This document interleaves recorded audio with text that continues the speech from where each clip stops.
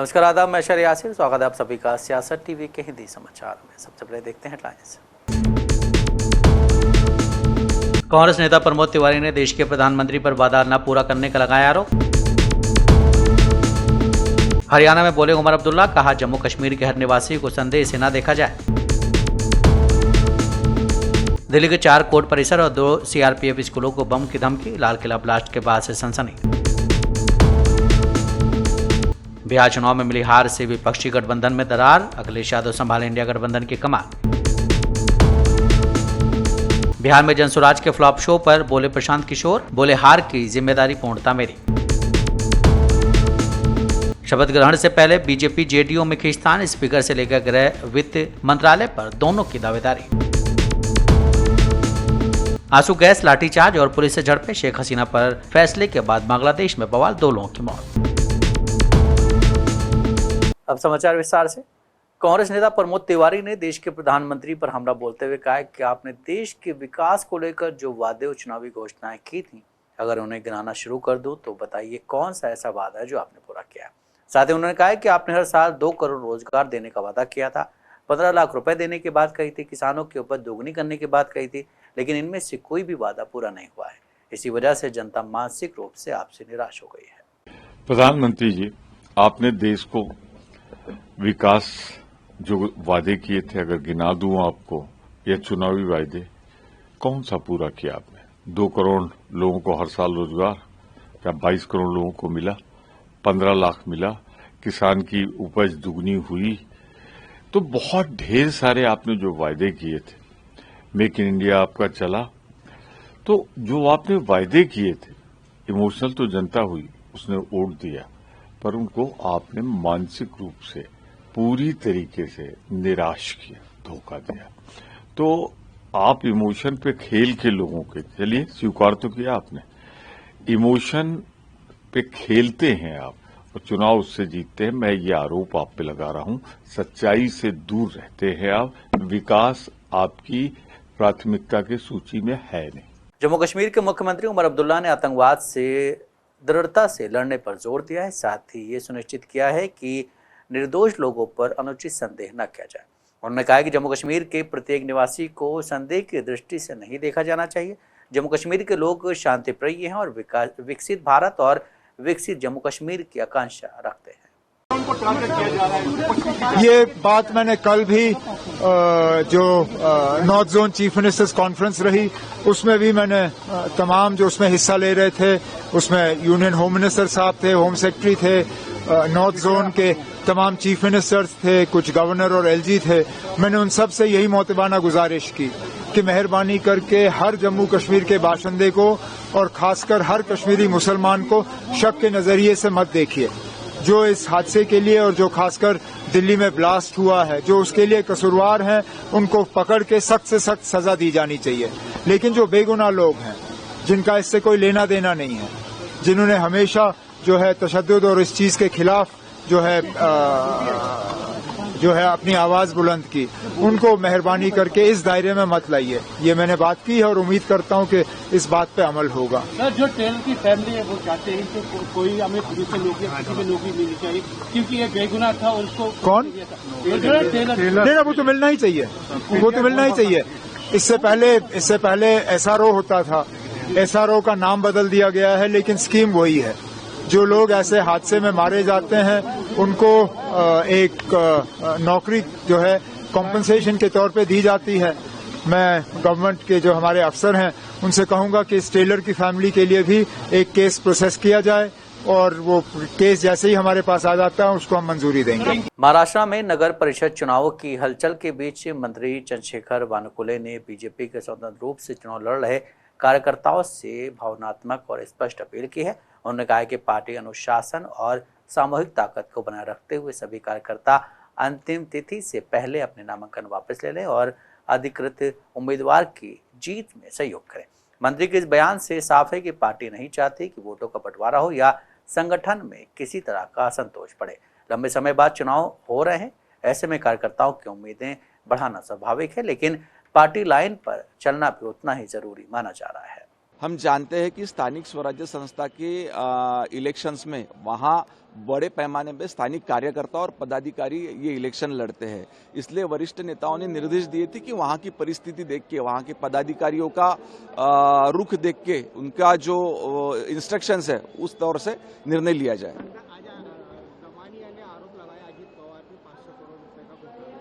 जो भी व्यक्ति राजकारण में सक्रिय रहता है उन पे आरोप होना ये स्वाभाविक है, पर कोई भी प्रकरण में उसकी इंक्वायरी किए बगैर प्रतिक्रिया देना उचित नहीं।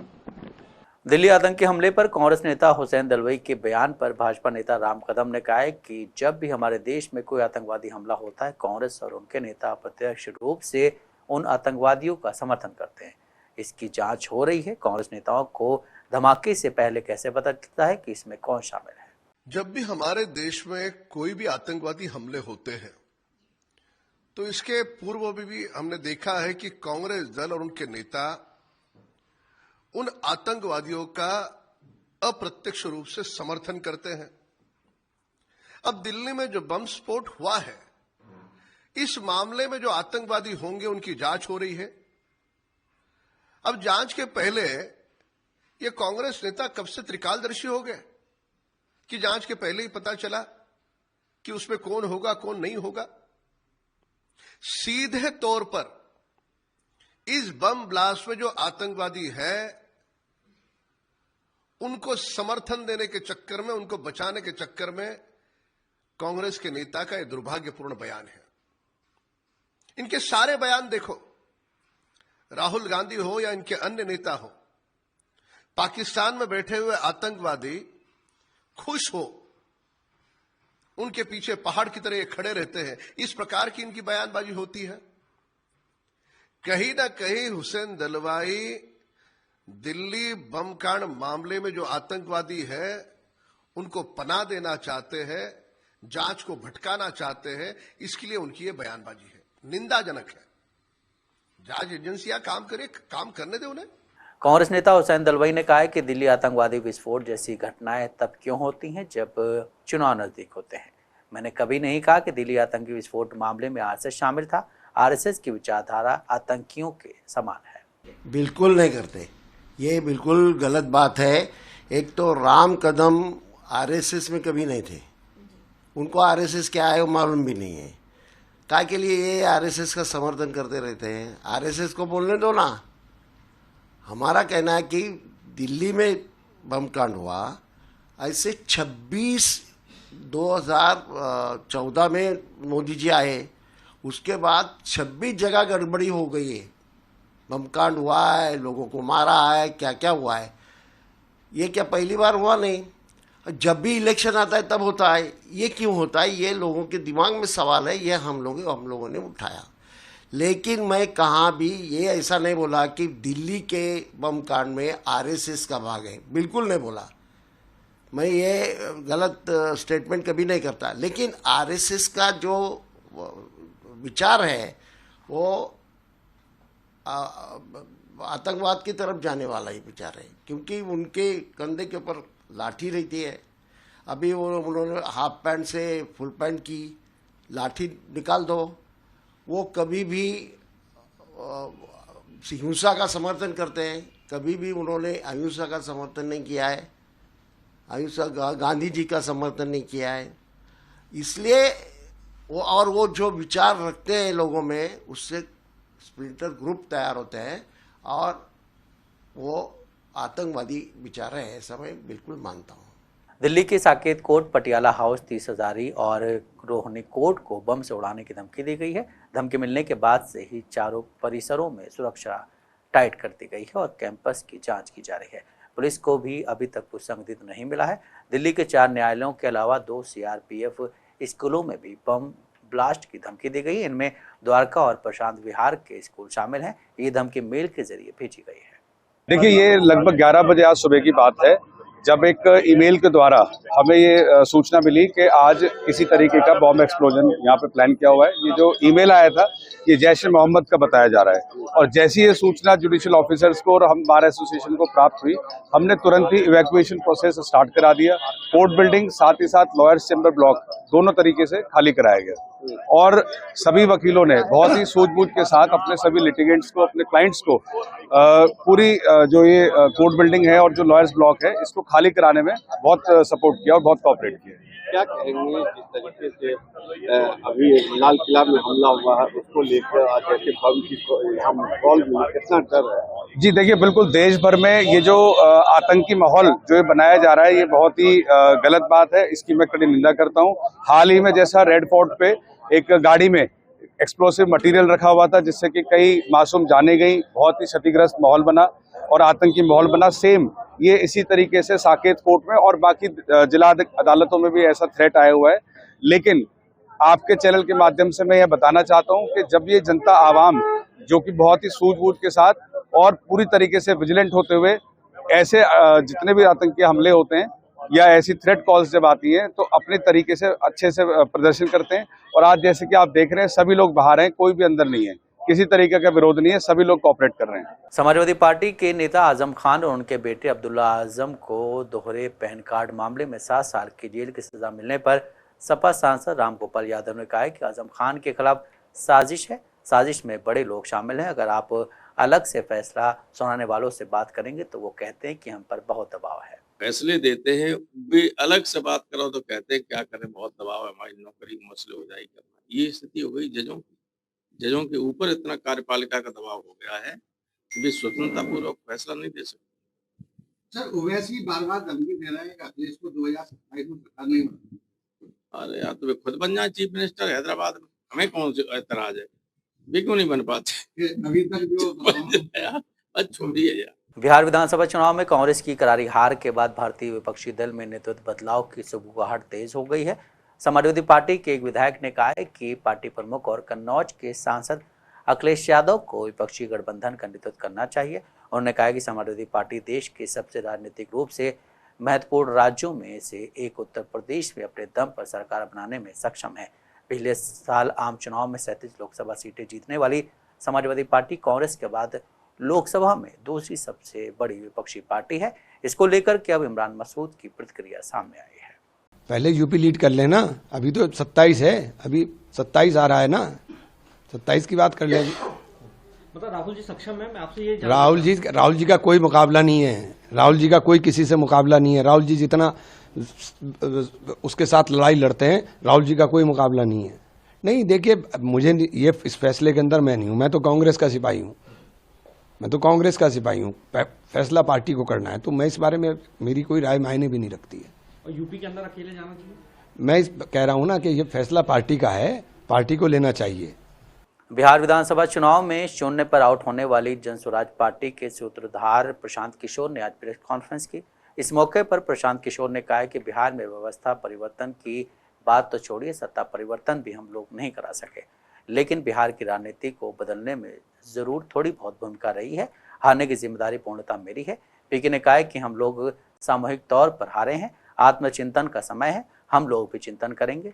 जो लोग जीत कर आए हैं उनको बधाई। जनता ने अपने लिए अपना रास्ता चुना है। नीतीश कुमार और बीजेपी पर जिम्मेदारी है कि बिहार में जिन बातों को लेकर वो सत्ता में आए हैं, बिहार में तरक्की हो, भ्रष्टाचार खत्म हो, यहाँ पर लोगों के लिए रोजी रोजगार हो, बिहार से पलायन बंद हो। बहुत बहुत धन्यवाद साथियों। सबसे पहले तो आप सबका यहाँ समय निकालकर आने के लिए शुक्रिया। जिस दल को सिर्फ 3.5% वोट मिला है, उसकी प्रेस वार्ता में इतने प्रेस के साथी आए हैं, तो ये दिखाता है कि कुछ तो काम हम लोगों ने सही किया होगा। हम लोग बिहार आज से 3.5 साल पहले व्यवस्था परिवर्तन के संकल्प से आए थे। एक ईमानदार प्रयास किया है और उसमें बिल्कुल सफलता नहीं मिली, ये मानने में कोई गुरेज नहीं है। व्यवस्था परिवर्तन के जिस अभियान को लेकर चले थे, व्यवस्था परिवर्तन की बात तो छोड़िए, सत्ता परिवर्तन भी हम लोग नहीं करा सके, लेकिन बिहार की राजनीति को बदलने में जरूर थोड़ी बहुत भूमिका हम लोगों की बनी है। तो हम लोगों से जरूर कुछ गलती हुई होगी, हम लोग के प्रयास में, हम लोग के सोच में, हम लोग के बताने के तरीके में जरूर कुछ गलती रही होगी कि जनता ने हम लोग को नहीं चुना है, जनता ने हम लोग पर वो विश्वास नहीं दिखाया। तो उसकी जिम्मेवारी जो है वो पूर्णतः मेरी है, प्रशांत किशोर की है। और वो जिम्मेवारी मैं 100% अपने ऊपर लेता हूं कि मैं बिहार की जनता को, अपने साथियों को, इस व्यवस्था से जुड़े हुए लोगों को, जिस प्रयास से हम लोग जुड़े थे, जिस प्रयास को करना चाहते थे, उससे उनका विश्वास उस पर मैं नहीं जीत पाया। बिहार विधानसभा चुनाव में आरजेडी की करारी हार के बाद से पार्टी अध्यक्ष लालू प्रसाद यादव की बेटी रोहिणी आचार्य के राजनीतिक और घर छोड़ने के ऐलान के बाद से पूरे यादव परिवार सवालों के घेरे में है। तो वहीं दूसरी ओर जेडीयू नेता अशोक चौधरी ने कहा कि विकास का एक बड़ा मुद्दा है और इसलिए हमें इतना बड़ा जनादेश मिला है। अगर पार्टियां जातिगत सीमाओं से ऊपर उठकर विकास को चुनाव में मुख्य मुद्दा बनाती हैं तो ये बहुत अच्छी बात है। हाँ, तो डेवलपमेंट तो बड़ा मुद्दा है ही है, तभी तो इतना बड़ा मैंडेट मिला है। तो प्रधानमंत्री जो बात कर रहे हैं तो सत्य है ना कि विकास को, डेवलपमेंट को मुद्दा बनाया है जनता ने, और विकास के लिए तो अच्छा ट्रेंड है ना। कास्ट लाइन से ऊपर उठ करके अगर डेवलपमेंट क्राइटेरिया बनेगा तो जो भी पार्टी डेवलपमेंट के लिए अग्रसर रहेगी, जिनका थॉट प्रोसेस रहेगा, वो बेटर परफॉर्म करेगा, वो बेटर जनता में उनका एक्सेप्टेंस होगा।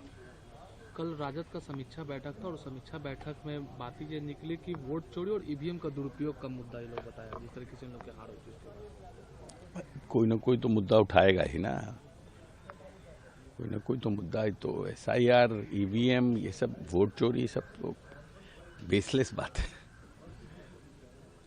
तेजस्वी यादव को नेता प्रतिपक्ष के रूप में सभी लोगों ने फिर से शब्द लिए। हाँ, तो उनका पार्टी का इंटरनल मैटर है, उसमें कौन नेता होगा नहीं होगा तो उनका अपना निर्णय है। कल लालू यादव भी बैठक में पहुंचे थे और उन्होंने ये कहा है अपने संबोधन कार्यकर्ताओं और विधायकों को संबोधित करते हुए, ये घर का पारिवारिक मामला जिस तरीके से रोहिणी के साथ हुआ, हम लोग घर में पारिवारिक निपटा लेंगे, तो ध्यान कार्य करने को जनता को ध्यान देने की जरूरत है अपने। ठीक बात है, जनता पर ध्यान देना है। तो 5 साल जनता ने कैसे अपने आप को लोग करेंगे तो उनका अपना इंटरनल ये उनका इशू है, लेकिन जनता ने उनके कार्यप्रणाली और उनके सभी घोषणाओं को रिजेक्ट कर दिया। बिहार विधानसभा चुनाव में जीत के बाद एनडीए में सरकार गठन की तैयारी चल रही। दिल्ली से लेकर पटना तक बैठकों का दौर चल रहा है। स्पीकर से लेकर मंत्रियों के नाम फाइनल किए जा रहे हैं। इस बीच जानकारी सामने आई है कि विधानसभा अध्यक्ष पद को लेकर बीजेपी और जेडीयू में खींचतान है। दोनों पार्टियां स्पीकर पद अपने पास रखना चाहती हैं। इस पर बातचीत के लिए जेडीयू नेता संजय झा और ललन सिंह दिल्ली पहुंचे हैं। गृह विभाग को लेकर भी विवाद है। वित्त विभाग पर भी दोनों दलों की दावेदारी है। हालांकि शपथ ग्रहण के पहले दिल्ली में इस खींचतान को सुलझाने की कोशिश की जा रही है। वो तो तय हो चुका है, आप लोग देखे होंगे कि आपस में बातचीत हुई है और जीत जिस तरह से हुई है लोगों का, 89 सीट बीजेपी को और 84 सीट जदयू को, उसी रेशियो में मंत्री पद भी बांटा गया है। मुख्यमंत्री होंगे नीतीश कुमार जी और अलग अलग बैठकें हो गई है। जदयू की बैठक हो गई है, भाजपा की बैठक हो गई है और सम्मिलित बैठक 19 को संभवतः होगी और उसी में नेता चुने जाएंगे एनडीए का। अभी तो अलग अलग लोग चुने गए हैं और जब एनडीए का नेता चुने जाएंगे तब फिर वो राज्यपाल के यहाँ जा करके अपना करेंगे, क्लेम करेंगे, तब उनको समय मिलेगा तो वोट होगा। जैसा कि सुनना है कि 20 तारीख को वोट होगा, प्रधानमंत्री जी ने भी समय दे रखा है। बिहार विधानसभा चुनाव से पहले जनसुराज पार्टी के सूत्रधार प्रशांत किशोर ने दावा किया था कि अगर नीतीश कुमार को 25 सीट से ज्यादा ही तो राजनीति छोड़ देंगे।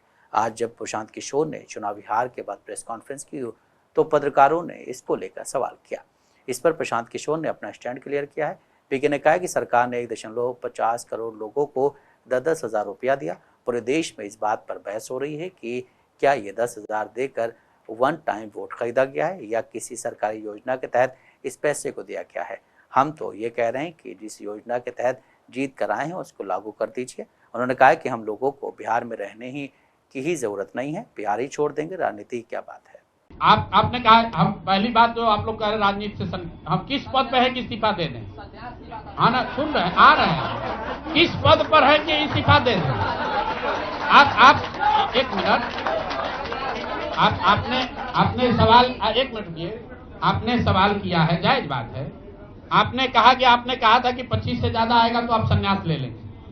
तो भैया किस पद पर हैं जिससे मैं इस्तीफा दे दूं? अगर किसी पद पर हैं, ये तो नहीं कहा था कि बिहार छोड़कर चले जाएंगे, बिहार में रहेंगे और राजनीति नहीं, बिल्कुल बिल्कुल, अरे भाई बिल्कुल, एक मिनट, बिल्कुल राजनीति छोड़ देंगे। राजनीति छोड़े हुए हैं, हम तो राजनीति करते ही नहीं हैं, लेकिन ये नहीं कहा है ना कि बिहार के लोगों की बात कहना छोड़ देंगे, ये तो नहीं कहा है? शेख हसीना के मामले को लेकर बांग्लादेश एक बार फिर से उभर रहा है। अंतर्राष्ट्रीय अपराध न्यायाधिकरण के पूर्व प्रधानमंत्री शेख हसीना को छात्र विद्रोह मामले में अपराधों के लिए मौत की सजा सुनाने के बाद अवामी लीग समर्थकों की अन्य दलों के साथ पुलिस से भी तीखी झड़प हो गई। पुलिस के साथ झड़प के दौरान 2 लोगों की जान चली गई है। ढाका में नेशनल हाईवे ब्लॉक, प्रदर्शनकारियों ने ढाका में कई नेशनल हाईवे को ब्लॉक कर दिया और पुलिस के साथ झड़पों के मामले सामने आए हैं। बांग्लादेशी मीडिया के मुताबिक प्रदर्शनकारियों को तितर बितर करने के लिए पुलिस को लाठीचार्ज, ध्वनि ग्रेनेड और आंसू गैस का इस्तेमाल करना पड़ा। सोशल मीडिया पर कई वीडियो सामने आए जिसमें पुलिस प्रदर्शनकारियों को लाठियों से खदेड़ती दिख रही है और विस्फोटों की आवाजें सुनाई दे रही है। स्थानीय मीडिया के मुताबिक धानमंडी 32 क्षेत्र, जहाँ बांग्लादेश के संस्थापक और शेख हसीना के पिता शेख मुजीबुर रहमान का घर स्थित है, वहाँ तनाव बना हुआ है। हालांकि प्रदर्शनकारियों ने वहां मार्च करने और संपत्ति को नष्ट करने का प्रयास किया है। साथ ही आपको बता दें कि 2024 के सरकार विरोधी प्रदर्शनों में भूमिका के लिए बांग्लादेश की मोहम्मद यूनिस सरकार ने शेख हसीना की अवामी लीग को बैन कर दिया है। सोमवार को आईसीटी के फैसले से पहले अवामी लीग ने इस फैसले के विरोध में 2 दिवसीय राष्ट्रव्यापी बंद का आह्वान किया था, क्योंकि उन्होंने आईसीटी के फैसले को राजनीति से प्रेरित बताया। हिंदी समाचार यहीं समाप्त होता है। मुझे दें इजाजत, बाकी खबरों के लिए अपने रहें सियासत टीवी के साथ।